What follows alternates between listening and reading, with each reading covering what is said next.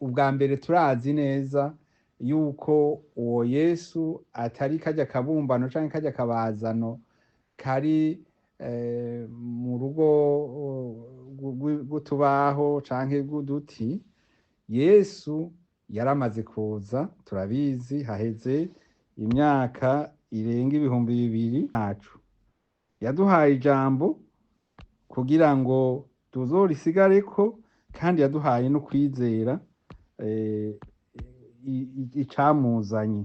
Yaje kutubwira Imana iyo ariyo, aratwibwira, hanyuma natwe tugira icizere. Kandi ico gihe yaza yasanze twebwe twari twarapfuye, twari twarazimiye, nta numwe yari afise ubugingo kubera icaha cari caradutandukanije n'Imana.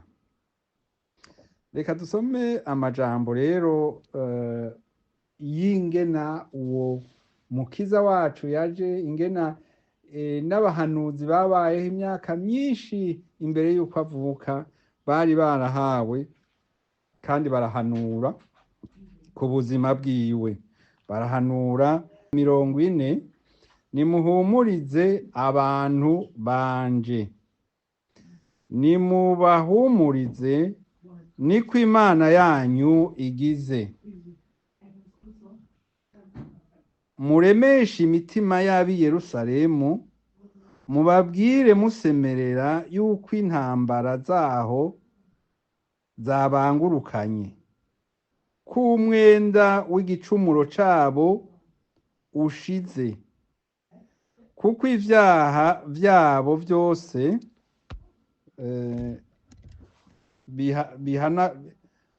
babihaniwe kabiri n'ukuboko k'Uhoraho. Ijwi ry'usemerera ati nimutegure inzira y'Uhoraho mu bugaragwa, musenere Imana yacu inzira y'iroro mu bweranyange. Umwonga wose uzokuzuzwa, n'umusozi wose n'akarambi bizoringanizwa. Ahari udutumba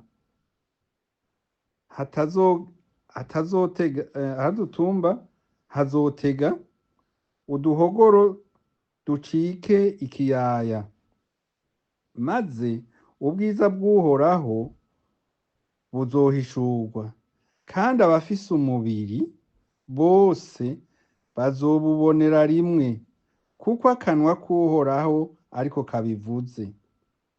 Ijwi ry'uvuga ati semerera, uwundi ati nsemerere iki? Ati abafise umubiri bose ni ivyatsi gusa, n'ubwiza bwabo bwose bumeze nk'amashugwe yo ku musozi. Ivyatsi biruma, amashugwe agakabirana, amashugwe agakabirana, kuko impwemu z'Uhoraho zibihuhako. Nukuri abantu n'ivyatsi gusa, ivyatsi biruma, amashugwe agakabirana, ariko ijambo ry'Imana yacu rizohoraho ibihe bidashira.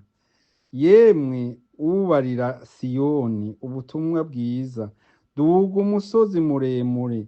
Yewe ubarire Yerusalemu ubutumwa bwiza, semerera cane ushimitse, semerera ntutinye, ubwire ibisagara vy'i Buyuda uti eho Imana yanyu, eho Uhoraho Imana yanyu, Imana azoza afise ubushobozi, kandi ukuboko kwiwe kuzomutwarira. Raba azoza azanye impera, kandi inyishu yiwe iri imbere yiwe. Azoragira umukuku wiwe nk'umwungere, azoterurira imyagazi mu maboko ayitware mu gikiriza, kandi izonsa azoziyobora buhoro buhoro. Hano twumvise amajambo akomeye. Aya majambo yanditswe mu gitabo ca Yesaya igice ca 40, iyi ni mirongo ya mbere, ariko ituburira ko Imana izoza idukize. Imana yatugereranije n'ubusho n'umukuku. Ariko kandi hari ikindi kintu yavuze. Ikindi kintu yavuze cyanteye ubwoba, ngo abantu n'ivyatsi ni nk'ivyatsi. Ni ukuvuga ivyatsi birasha bikuma, ni ukuvuga inkuru yavyo ibiheze, ngo ijambo ry'Imana ariko yacu rizohoraho ibihe bidashira. Bisobanure ko umuntu yatagiramwo ijambo ry'Imana naba ari ivyatsi, nta azokuma here, nta yindi nkuru yiwe, nta yindi histoire yiwe. Iri jambo rero ryagarutse kuri jewe rinyemeza neza, riza gushimangira rya jambo twasoma igihe kitari gito muri Yesaya 35.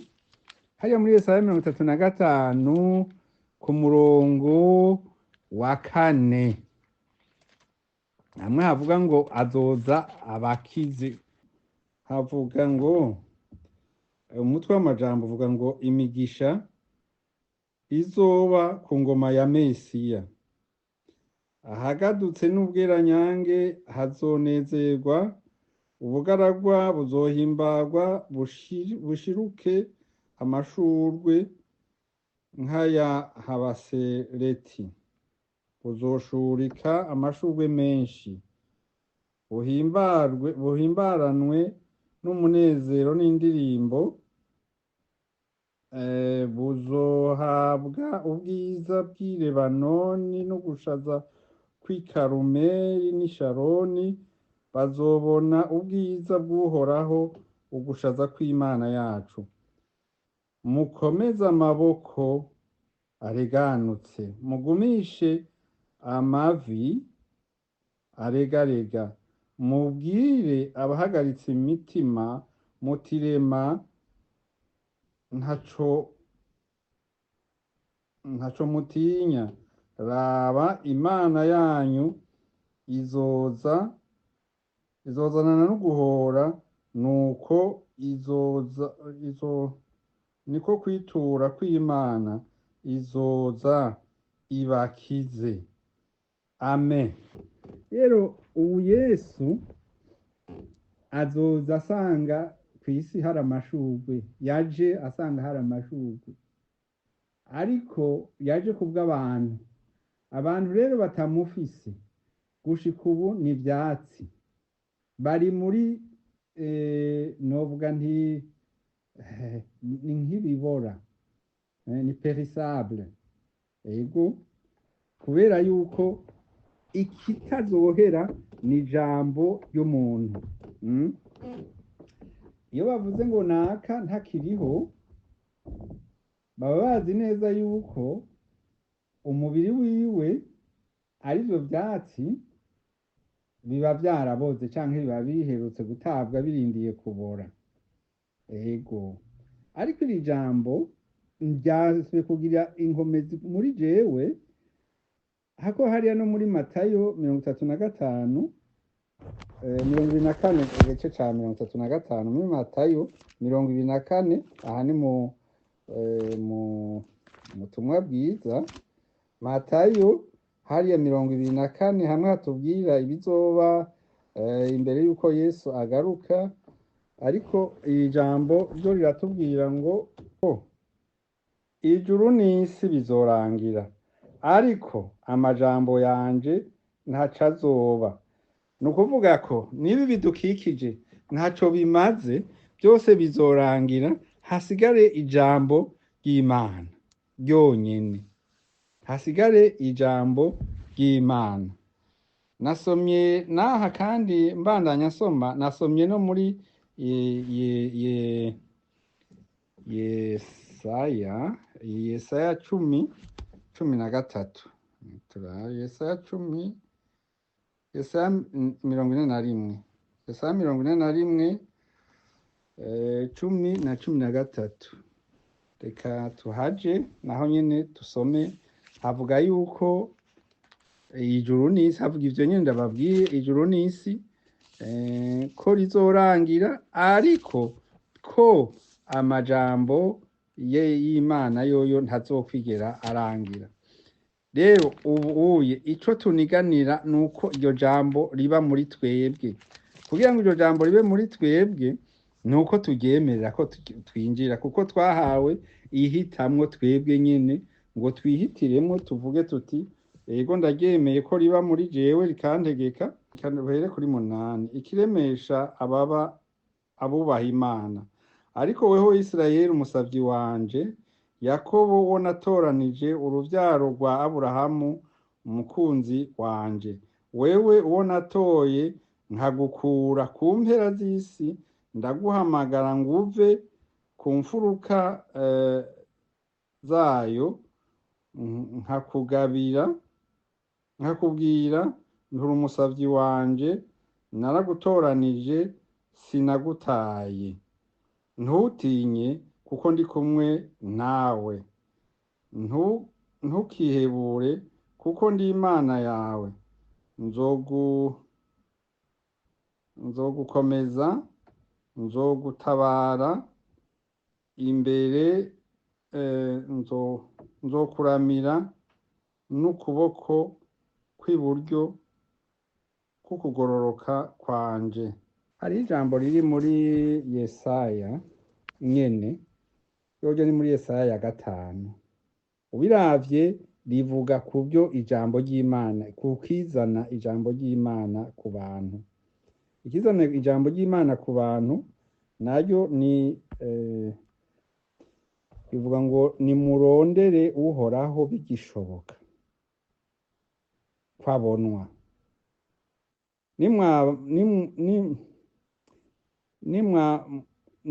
mumwambaze akiri hafi. Umunyabyaha nareke inzira yiwe, ugabitanya areke ivyiyumviro vyiwe, agaruke kuhoraho, nawe aramugirira ikigongwe. Agaruke ku Mana yacu, kuko ikunda guharira. Kuko ivyiyumviro vyanje atari vyo vyiyumviro vyanyu, kandi inzira zanyu atari zo nzira zanje, niko Uhoraho agize. Mbere nk'uko ijuru ryitanguye isi, niko inzira zanje zitanguye inzira zanyu, n'ivyiyumviro vyanje vyitanguye ivyiyumviro vyanyu. Nk'uko imvura na sheregi bigwa bivuye mw'ijuru, ntibisubireyo ariko bigatosa isi, bigatuma imeza ikera, igaha umubivyi imbuto, n'urya ikamuha ivyo kurya, uko niko ijambo ryanje riva mu kanwa kanje rizomera. Ntirizogaruka ubusa, ariko rizoshitsa ivyo ngomba, rizosozera ico naritumye. Hano turiko turamiragura ijambo ry'Imana. None rero tubwiwe ko ijambo ntirizira ubusa, kandi ico tubwiwe nico kivugwa n'intumwa mu butumwa bwiza. Niyo Yohana Umubatizo yavuga ati nimutegure inzira y'Uhoraho. Nawe yariko asubiramwo ayo majambo ya Yesaya yari yarahanuye. Igikuru rero no kumenya yuko uwo Yesu ego azoza. Hari ibihe vyavuzwe vy'iduzwa vy'ishengero, hari ibihe vyavuzwe vy'umuhero w'isi n'ibintu vyinshi, ariko kuri twebwe turi ngaha ni vyiza ko tuba twiteguye, kuko tutazi kuri twebwe ubwacu nyene umunsi n'isaha. Mwene data yabivuze ati hari abantu benshi bamaze kugenda, abo nta rundi rubanza basigaje. Baba batumvirije iri jambo ngaha ryavuzwe ati nimuyihane, nimutegura inzira y'Uhoraho, ivyabo vyaramaze guhera, ariko twebwe turacariho. ego nico rero duhamagariwe kugira ngo iri jambo rigikore muri twebwe, rikaba ritagikoze muri twebwe tubaye ivyatsi, ni ukuvuga tuzogera igihe tuzimangane tuveho kandi nta kwibukwa. Ntaho tuzoba tugitaniye n'imishirakure n'amasederi canke n'ibindi. None rero iri jambo rikumeremwo mwene data, iri jambo ni iryawe ni iryanje, kugira ngo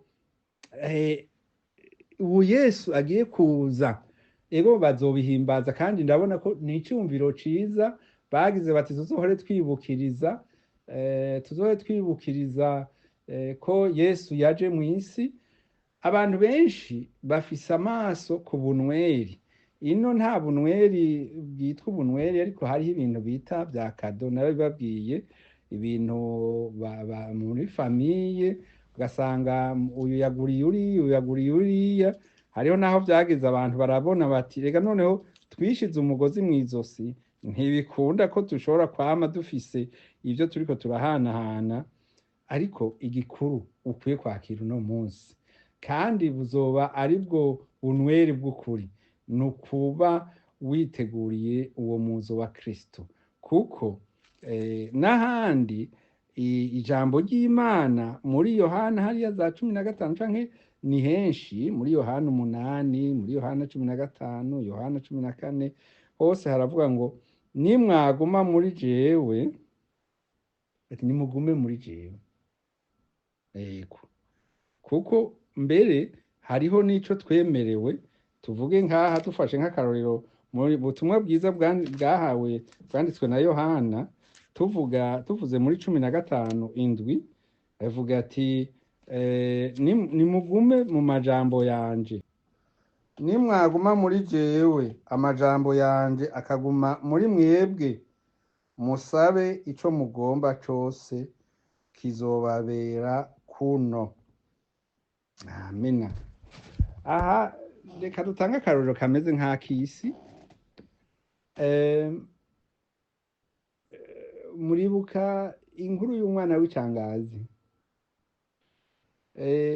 Mukuru we yabonetse nk'uko yashavuriye murumuna we agarutse, ariko mu mwanya wose yari ahari, wewe yari afise uburenganzira canke ububasha bwo gusaba se ico ashaka cose no kugihabwa, kuko niho yari ari.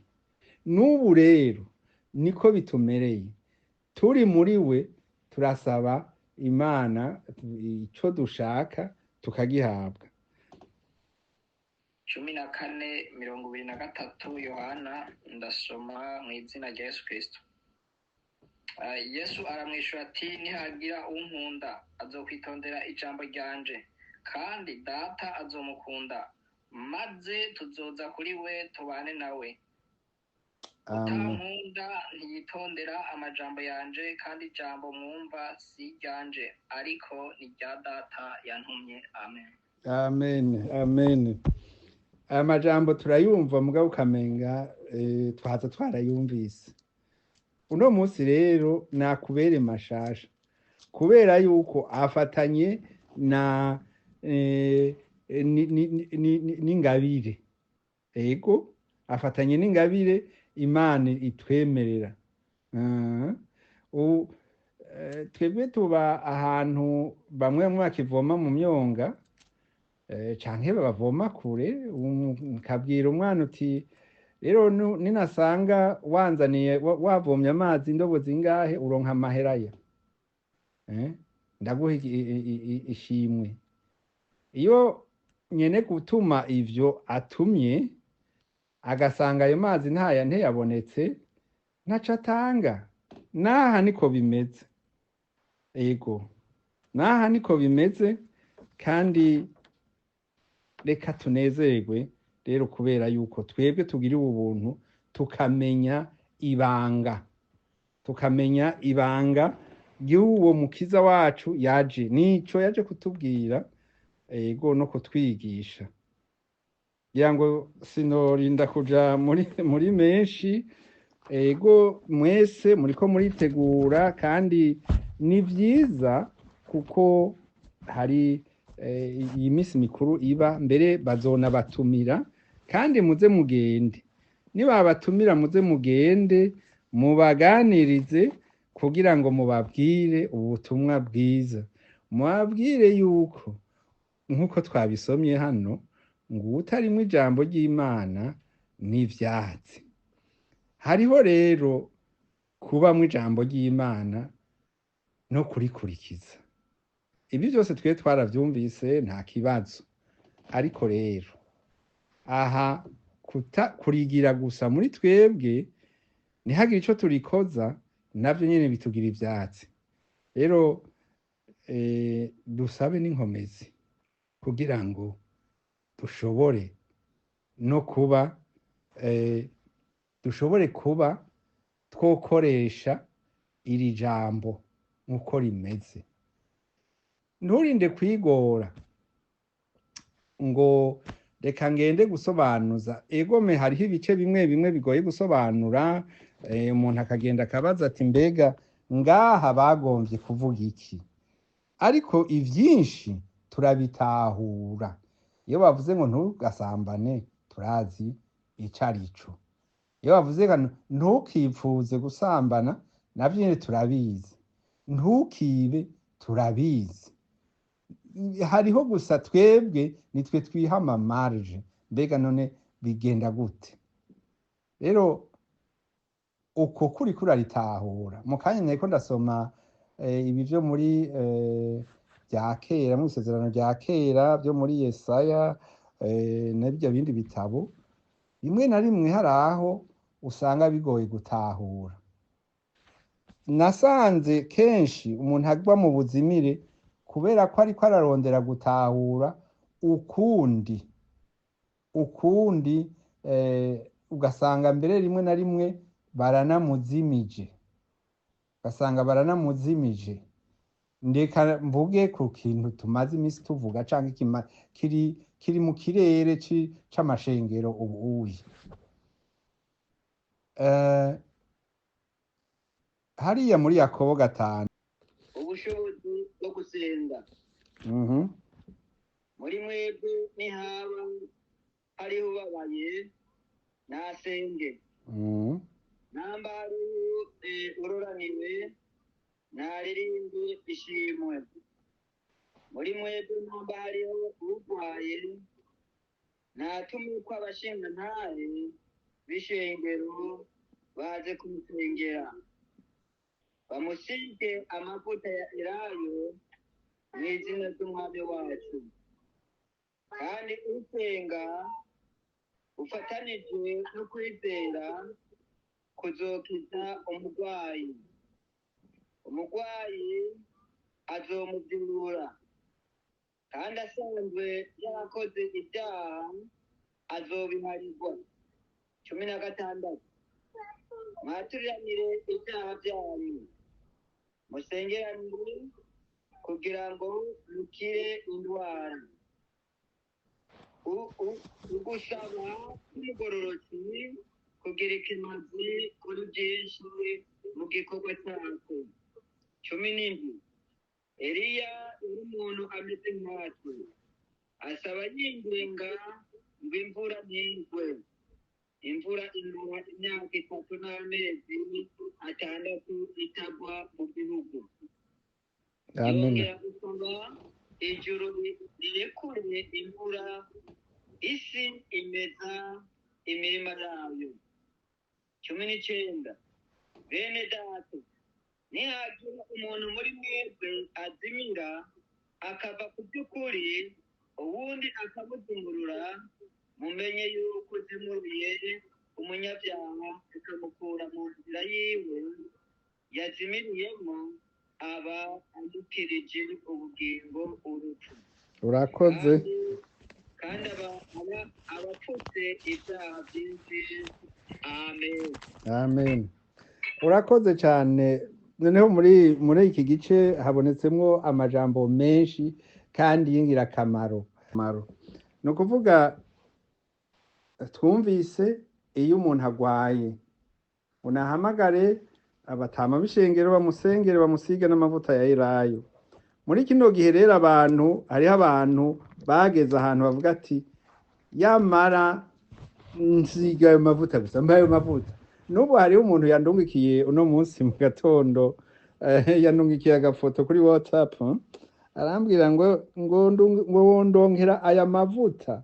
Ayo mavuta yitwa ngo les huiles mystiques n'ibindi byinshi ngo niyo ngo gomorora ubutunzi niyo agira gute. Soma ijambo ukuritahura nturinde kwiyongera kw'ibindi cyangwa abandi bagusigurira ibindi. Nk'uyo muntu yarasobanuriwe ibindi bintu yumva umenga hari ibindi bintu biri inyuma. Oya, ni iri jambo ryanditse ngaha. Nico gituma ndiko ndabifuriza kandi mwese yuko bishobotse mworonka za Bibiliya zanyu mukazisomera, kuko izi muri telefone nkuko nababwiye zishobora guhindurwa ku munsi kuko ntimuzi nyenezo. Muri iki gisomwa rero twumvisemwo ibintu byinshi. Yesu abahezagire. Amen. Nariko ndavuga muri iki gihe turi mu kirere c'amashengero haravugwa ibintu by'amavuta cane, ariko mu majambo mwene data yasomye twumvise hari ukuntu twavyumvise kandi twese twavyumvise twabitahuye yuko ayo mavuta bayagusiga, ariko yakora hakora ukwizera biri kumwe. Eliya yari umuntu nkatwe, yarasenze, ntaho twumva n'ivy'amavuta wewe yakoresheje. Rero nariko ndababwira nti no munsi naronse message y'umuntu yanyandikiye kuri WhatsApp amndungikira ifoto ati mbega nta kuntu wondonkera aya mavuta huile d'onction mystique ikura ibohora la pauvreté, itanga les richesses, ibohora ubukene igatanga ubutunzi. Ndiko ndababwira nti uko ijambo murisomye muri Bibiliya murigumye uko. Uwo muntu arinda ko yarasiguriwe ibindi akamubwira terega ngaha hari ibindi batavuze biri inyuma by'amavuta mystique yarimwo mystique sinzi ngano umuntu wocita, ariko n'ikintu kitari ciza yakora ibintu bidasanzwe, yakura n'ubukene, yakura iki. Oya, muri iri jambo twasomye mwene data yasomye yavuze ati Eliya yari umuntu nkatwe, ariko yarasenze imvura imara imyaka 3.5 itagwa. Arasubira arasenga imvura imara imyaka 3.5 bambe imvura yongera iragwa. Hanyuma ikindi naco yavuze ati mukeburane, kuko ukuye umuntu mu nzira mbi aba amufashije kinini. Yesu rero abahezagire. Aya niyo majambo twoganira kuri uno munsi numvise Imana yashize ku mutima. Yesu abahezagire. Dusenge. Uhoraho Mana yacu turagushimiye kuko wewe uri Imana ihoraho kandi ishobora byose. Turagushimiye kuko uno munsi wongeye kutwugururira akandi kugi k'ubumenyi. Uratubwiye ngo utarimwe ijambo ryawe asa n'umuntu asa n'ivyatsi, kandi ivyatsi biruma, ivyatsi biravaho n'amashurwe akavaho, ariko ngo ijambo ryawe ntirivaho. None rero Mana turashaka iryo jambo ryawe ngo ritugumemwo, ntiritugumemwo gusa nk'igisharizo, ariko ritugumemwo turikorereko, tumenye n'ingene rikora, kugira ngo Mana tuzokubone. Nico twipfuza. Warakoze kuturungikira umukiza, kuko twavyumvise n'ubu ubivuga cane ngo Imana yanyu izoza ibakize. None rero twebwe turanezerewe kuba twarabonye umukiza yaje kudukura mu mwiza, yaje kudukura mu rupfu. Twari tubaye ivyatsi, ariko none buduhindutse bazima, duhindutse abazohoraho kubera ijambo ryawe. Mana turakunze ijambo ryawe, turaryubashe muri kano kanya, turagushimiye kuba wadukoranije kuri uyu munsi turi abantu bangana gutya, ishimwe n'icyubahiro n'ibihabwe wewe. Uhoraho Mana yacu, ndaje imbere yawe ndakweretse mu izina rya Yesu, umwe mu bari hano Mana yo mu ijuru bumvise kuri aya majambo Mana, ngo umukomeze Mana, rya jambo yumvise. Hariho abantu bagusubiriramwo Bibiliya, ariko rero ndaje imbere yawe ngo Mana, aya majambo yose uko twayumvise uyadutondekere mu nsiguro yayo y'ukuri, kugira ngo tuyumve nk'uko wewe wabigombye. Watubwiye ngo ijambo ryawe ntiriza ngo risubire kuri wewe ritakoze ico ryaje gukora. None rero natwe twigize turavyemeye, turiteguriye ko ijambo ryawe ridukoreramwo, kandi turavyemeye Mana. Turazi yuko rimwe na rimwe bizimvye kandi bigoye. Uhoraho, dushobozwa nawe, uduha inkomezi, kandi turagushimiye kuri uyu munsi mwiza tuguhaye. Rero iyi mpera y'umwaka ni iminsi itoroshe, ni iminsi rimwe na rimwe abantu bavuga ukumva umenga noneho inkomezi z'umwiza nizo zigiye kuruta iz'Imana, nizo zigiye kuruta za jambo twahawe. None rero Mana, turahagaritse ivyo byose by'umwijima, impfu n'amasanganya, turavyanse, turabihakanye mu bacu, turavyanse, turabihakanye muri kino gihugu, turavyanse, turabihakanye mu gihugu wacu. Mana yo mwijuru, hari iwacu impera z'imyaka zamana ibitero, zamana ngo baratera, zamana ngo uno munsi, zamana ngo ntibuca. Ariko turakwinginze rero Mana, ngo ivyo byose bitsindwe, hakora ijambo ryawe wavuze. Noneho twahawe ububasha, twabibwiwe ngo nitwaba dufise ijambo ryawe tuzosaba ico tugomba cose, kandi tugihabwe kuko tucizeye, kuko ijambo ryawe ribiduhera ububasha. None rero urakoze, turakweretse abavyeyi bari hano Mana yo mwijuru, n'abafise abavyeyi babo, maze Mana ngo bahezagire abavyeyi, bahezagire, uhezagire ibibondo vyabo, uhezagire abuzukuru, uhezagire Mana umwe wese ku giti ciwe. Turakweretse Mana, bahora baza kuri uru rubuga batari hano uno munsi, aho bari hose, abagiye mu mirimo nabo bitashobokeye ko baba hano, bose Mana ngo umugisha uno munsi ucunshuburiye kuri twebwe, ko wavuze ngo aho abawe bakoraniye ngo niho ucunshumurira imigisha. None rero umugisha nawo bakoreko ubashikiye, turabigusavye. Ntituvuga menshi ngo turondogore, kuko Mana wewe uzi byinshi dukeneye, kandi ukabiduhera ubuntu. None rero tubisabye mu izina ry'umwami wacu Yesu Kristo, amen.